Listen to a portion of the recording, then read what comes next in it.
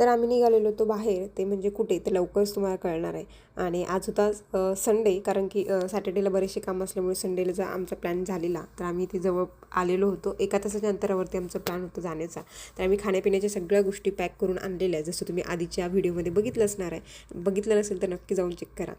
आणि तिथं उतरल्याच्या नंतर उतरून 1 मिनटं पण झाला नसेल तर वियांनी जाऊन लगेच स्ट्रॉबेरी तोडून आणली. तर आम्ही आलो होतो स्ट्रॉबेरी फार्ममध्ये, जिथे मस्त असे स्ट्रॉबेरी असतात. आम्ही मागच्या वर्षी पण आलेलो, तेव्हा पण खूप छान होत्या आणि ह्यावेळेस पण तशाच एकदम रेड रेड जर तोडल्या ना तर इतक्या गोड लागतात त्या तिथल्या तिथं खायला. फक्त असं असतं की थोड्याशा त्या आरतकच्च्या तोडाव्या लागतात, नाही तर मग ते जास्त पिकलेल्या तोडल्या ते घरी जाईपर्यंत त्याचा शिरा होतो त्याच्यामुळे.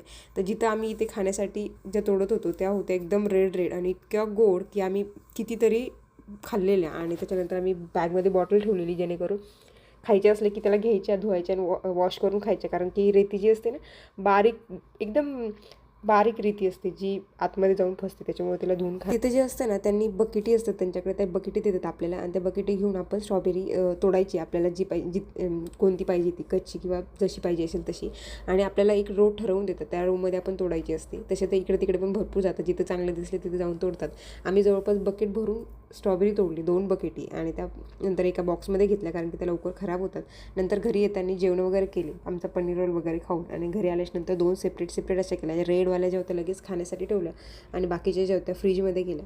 तर कसा वाटला तुम्हाला आजचा व्हिडिओ? चला परत भेटूया उद्या, तोपर्यंत बाय बाय.